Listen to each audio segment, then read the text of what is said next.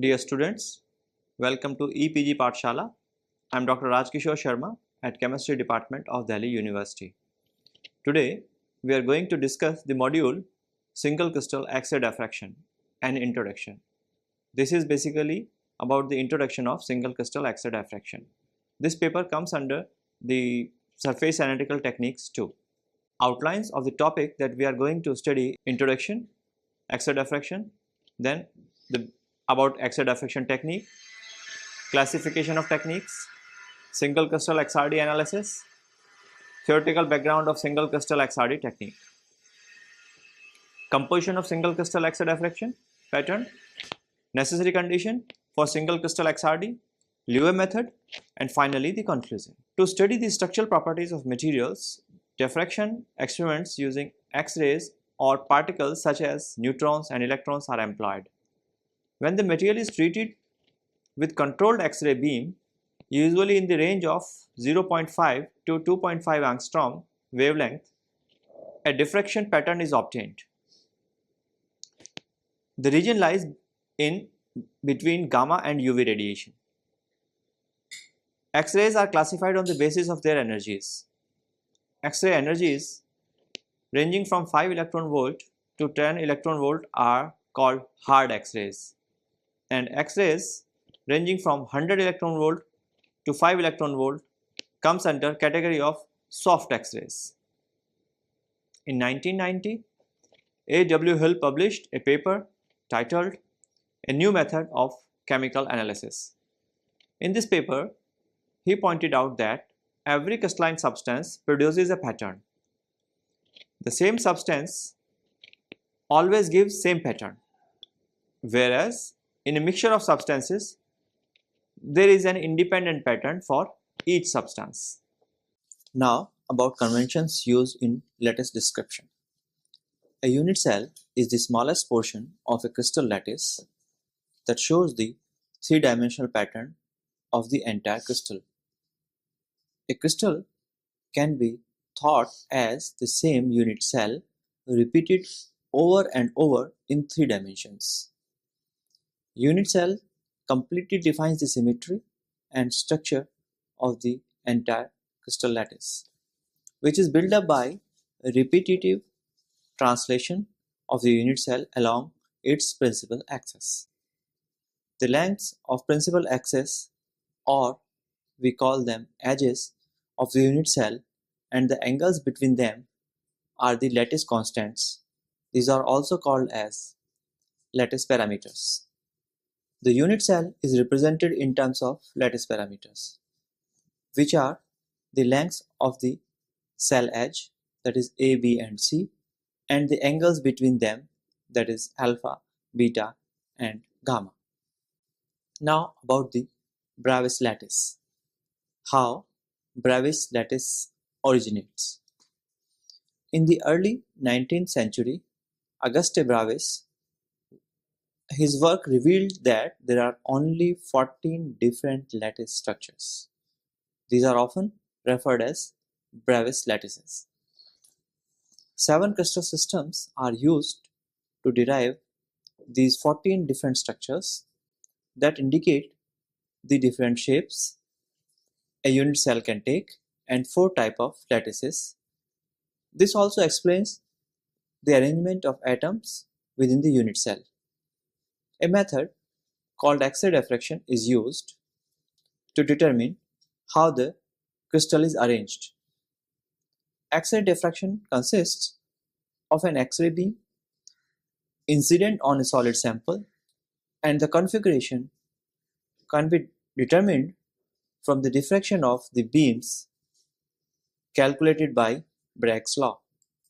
The unit cell has a number of shapes depending on the angle between the cell edges and the relative lengths of the edges. It is the basic building block of a crystal with a special arrangement of atoms. Now we'll talk about the characteristics of crystal lattice. Each constituent particle is represented by one point in a crystal lattice.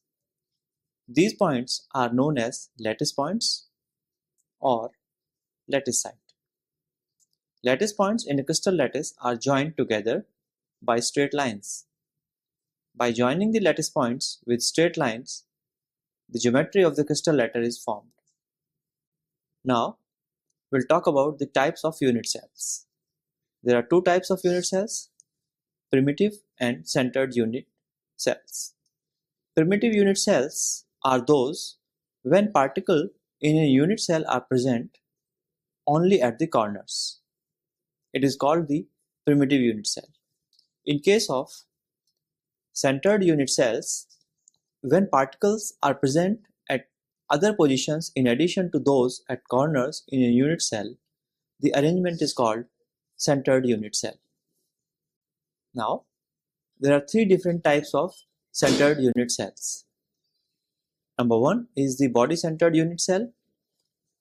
If one constituent particle lies at the center of the body of a unit cell in addition to the particles lying at the corner, it is called body-centered unit cell.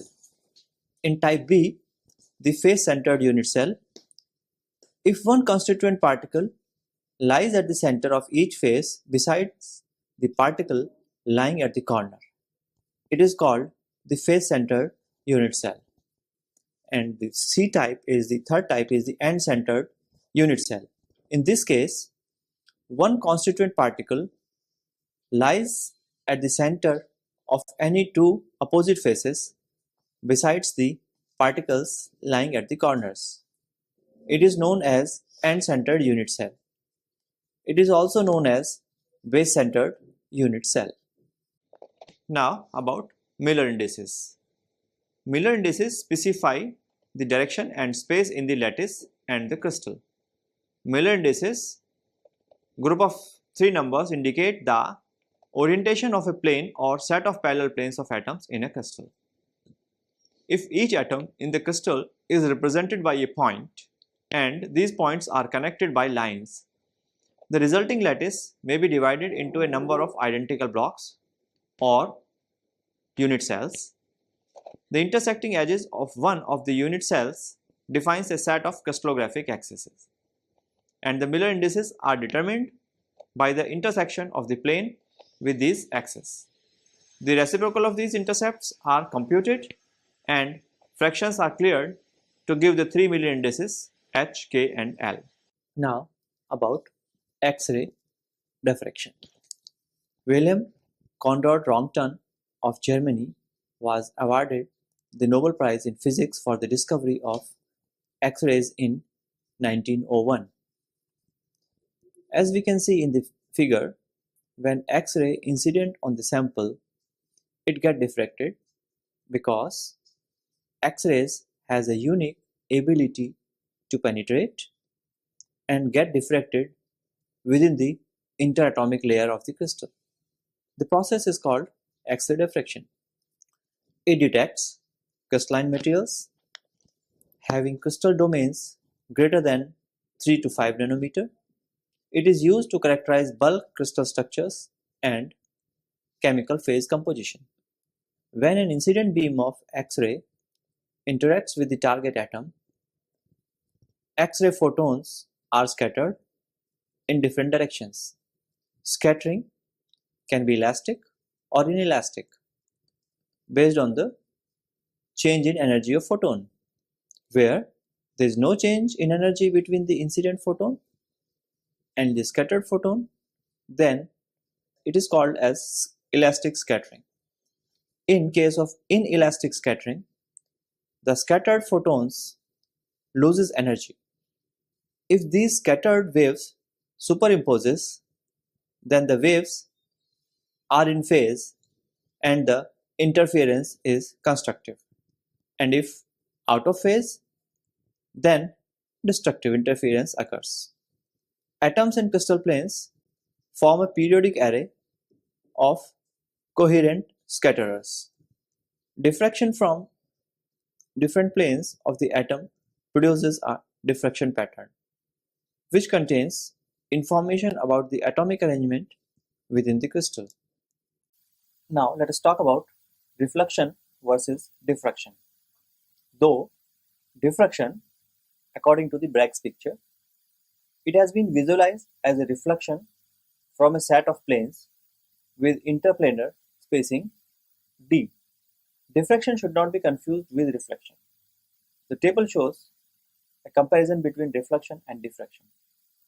As you see, reflection is a surface phenomena, while diffraction is a bulk phenomena.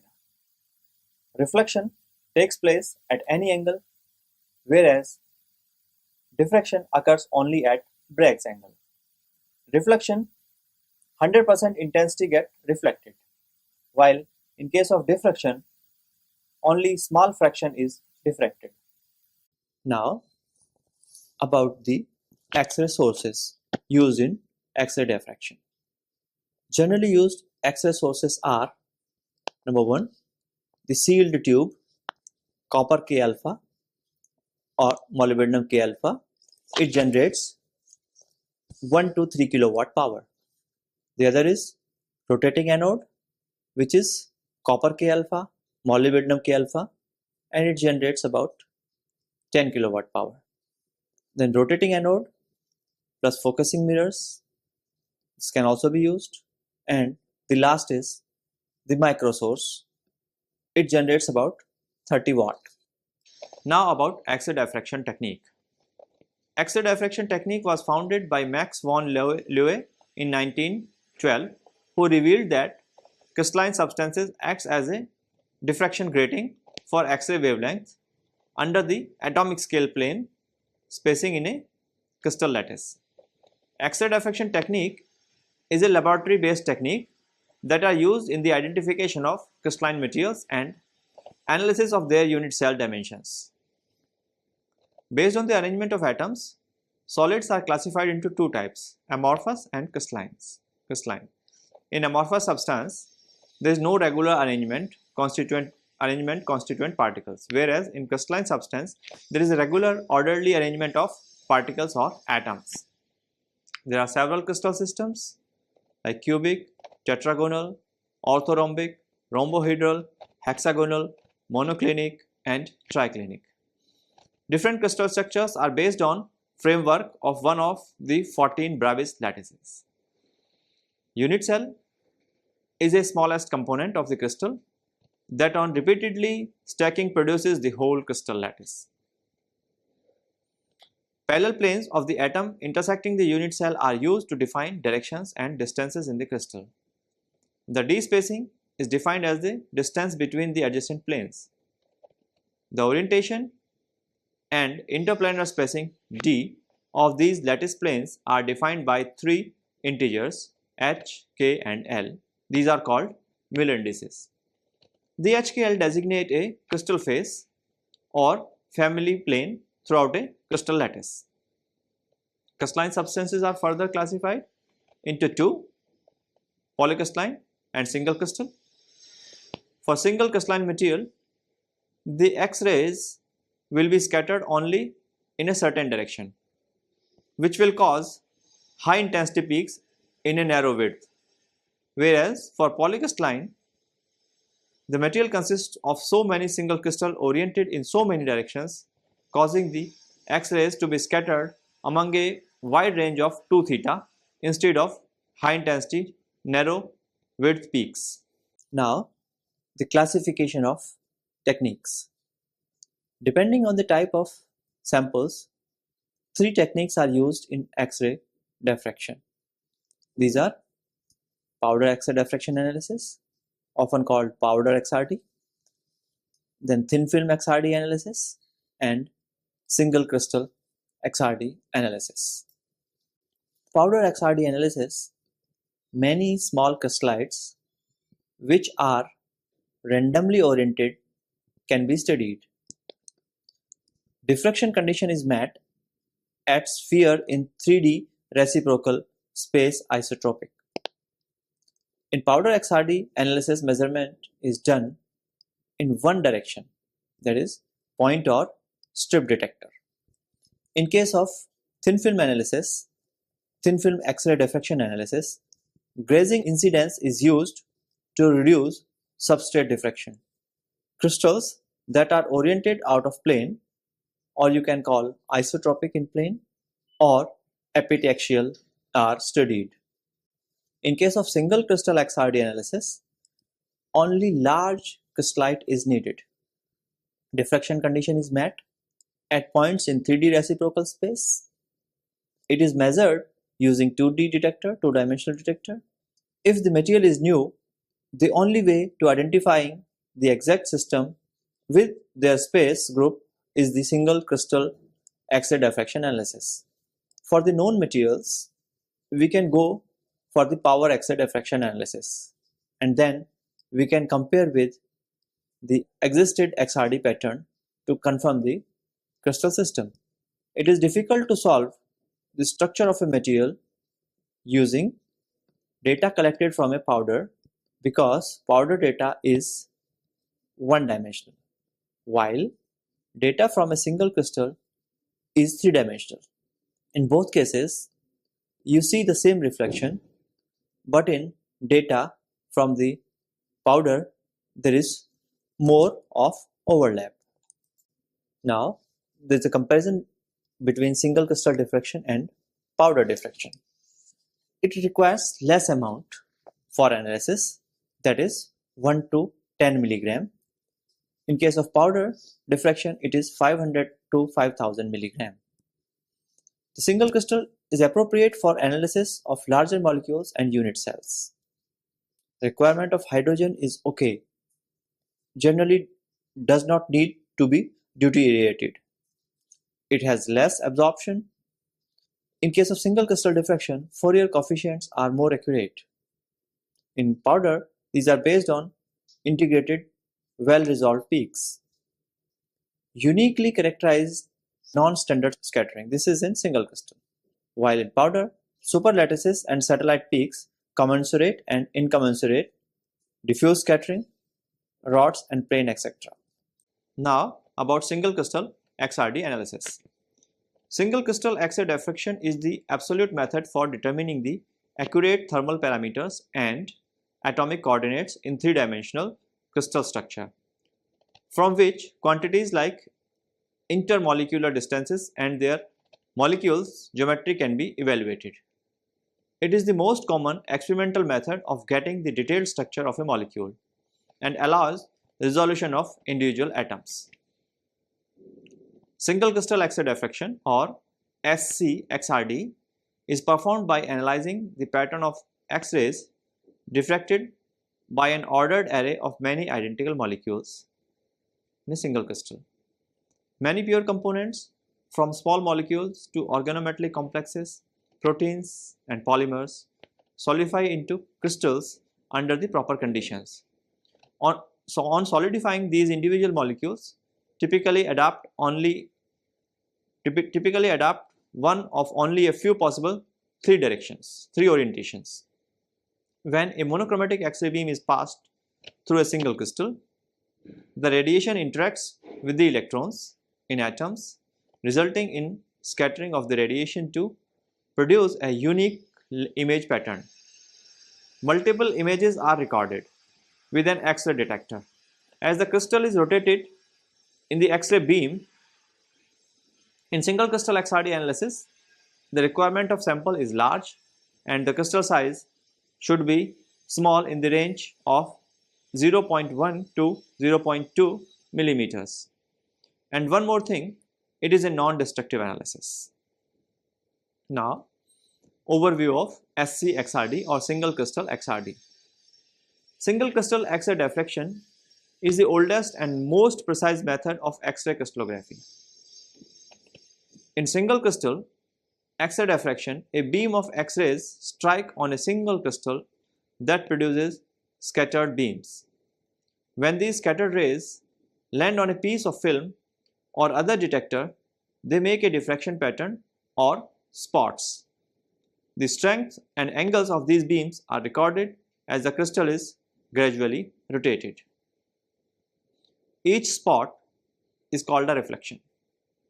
As it indicates the reflection, the X-rays from one set of evenly spaced planes within the crystal.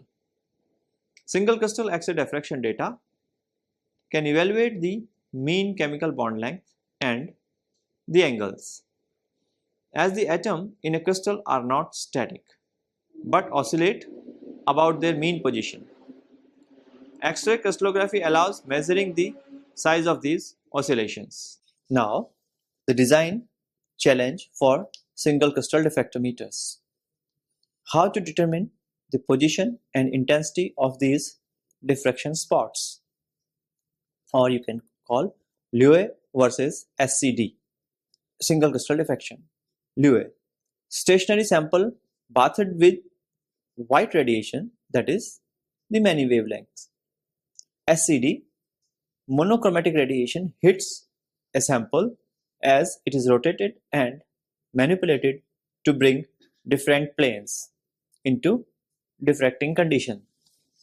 Sample is illuminated and monochromatic radiation. The sample axis phi and the goniometer axis omega and 2 theta are rotated to capture diffraction spots from at least one hemisphere. It is easier to index and solve the crystal structure because its diffraction peak is uniquely resolved. Now, the theoretical background of single crystal X-ray diffraction technique. X-ray diffraction includes two physical processes. Number one, scattering of X-rays by matter. Number two, interference of those scattered X-rays to produce a diffraction pattern. It is based on simple maximum. Ordered substrate yields ordered diffraction, while the disordered substrates yield disordered diffraction patterns. The result of single crystal X-ray diffraction is highly ordered diffraction pattern due to the substrate highly ordered three-dimensional crystal structure, which makes the interpretation of diffraction pattern more meaningful. There are some important points to be keep in mind. These are: the crystal that has more electrons will result in more stronger scattering, and the effectiveness of the scattering is denoted by scattering factor F0. The scattering factor depends on the number of electrons around the atom, the Bragg's angle, and the wavelength of X-rays. The scattering power decreases as the Bragg's angle increases.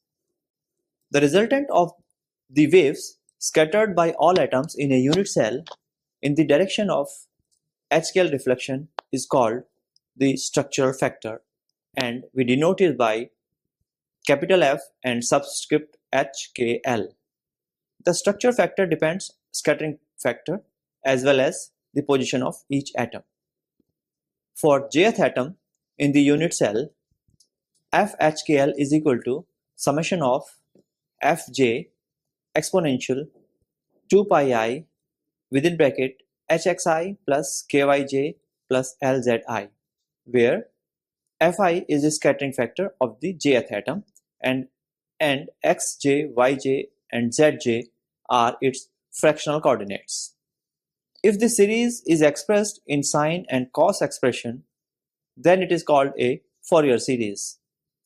For crystals have center of symmetry and possess n unique atoms in the unit cell, the above equation simplifies to FHKL is equal to 2 summation Fi cos 2 pi Hxn plus Kyn plus Lzn. Now, composition of a single crystal X-ray diffraction pattern.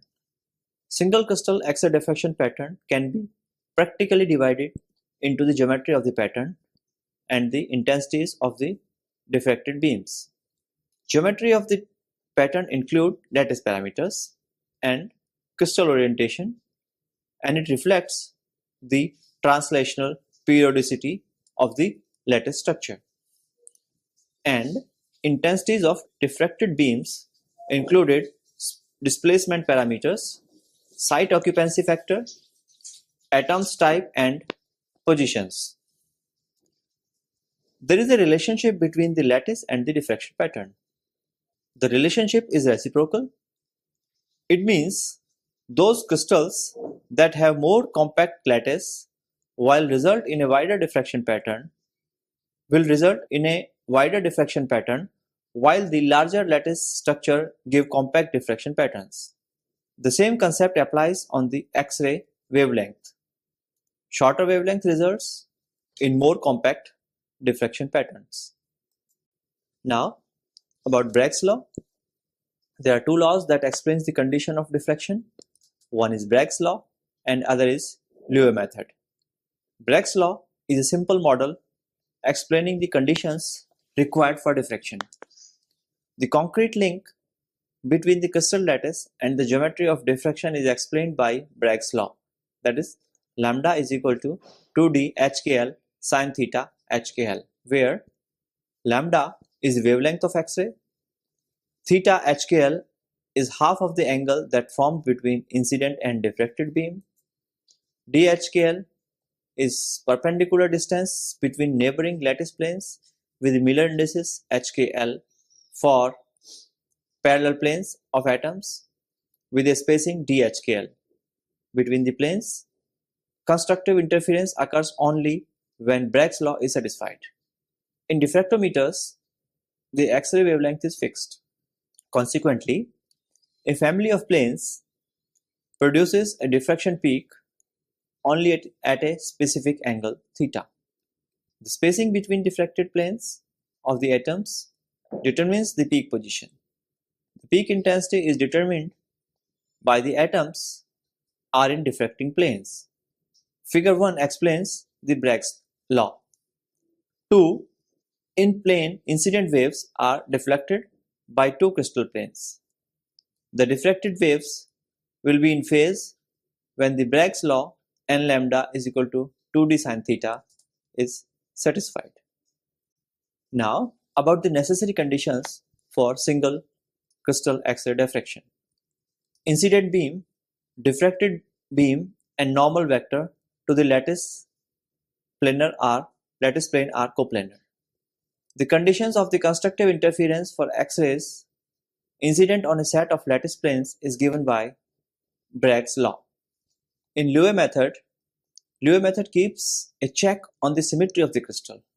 Most single crystal software programs carry out this sort of check automatically and thus deduce correct class of the crystal. Liouville method was the first diffraction method used. In the Bragg's equation, the three variables explain on the basis of the interpretation of X-ray crystallographic elements. In the Liouville method, Bragg's equation is satisfied by varying the lambda. With respect to the X-ray beam, the crystal is stationary and it acts as a filter to select the correct wavelength for each reflection. This technique, that is single crystal X-ray diffraction, used white radiation from X-ray tube that falls on a single crystal. Thus, the diffraction angle theta is fixed for every diffraction plane and for the fixed theta. A certain wavelength will get diffracted using Bragg's equation. Liouville method is mainly used to determine the orientation of the large single crystal. Now, strength of single crystal XRD. It is non-destructive. No separate standards required. Detailed examination of crystal structure is possible through this technique that includes unit cell dimensions, bond lengths, bond angles. Specialized chambers are used to determine the structures of high pressure and at high temperature phases. Powder patterns can also be derived from single crystals by use of specialized cameras. Now, limitations of SC-XRD. Single and stable samples are needed, generally between 50 to 250 microns in size. Optically clear samples are required for analysis. Twinned samples can be handled with difficulty. Data collection generally requires between 24 and 72 hours. Now, technical issues and problems. The first is poor crystal quality. The example is fine needle bundles. Determination of the correct space group symmetry, pseudosymmetry. The other is absolute structure of light, atom structures, twinning, positional and substitutional order of part or even the whole molecule. Then the next is disordered solvent, incommensurate structures, diffuse scattering streaks and diffused layers. So students, let us summarize all the content that we have studied today. To study the structure properties of materials, diffraction experiments use X-rays or particles such as neutrons and electrons are employed. When the material is treated with controlled X-ray beam, usually in the range of 0.5 to 2.5 angstrom wavelength, a diffraction pattern is obtained. William Conrad Roentgen of Germany was awarded the Nobel Prize in Physics for the discovery of X-rays in 1901. It is a laboratory-based technique that are used commonly for the identification of crystalline materials and analysis of their unit cell dimensions. Single crystal X-ray diffraction is the absolute method for determining the accurate thermal parameters and atomic coordinates in a three-dimensional crystal structure, from which quantities like intramolecular distances and their molecules geometry can be evaluated. The effectiveness of scattering rays is called scattering factor with the symbol F0. The result of single crystal X-ray diffraction is highly ordered diffraction pattern. Due to the substrate, highly ordered three-dimensional crystal structure, which makes the interpretation of diffraction pattern more meaningful. The resultant of the waves scattered by all atoms in the unit cell in the direction of HKL reflection is called the structural factor, or we denote it capital F subscript HKL. A single crystal X-ray diffraction pattern can be practically divided into the geometry of the pattern and the intensities of the diffracted beams. The connection between the lattice and the diffraction pattern is a reciprocal one. The concrete link between the crystal lattice and the geometry of diffraction is explained by Bragg's law, that is lambda is equal to 2d HKL sin theta HKL. Thank you.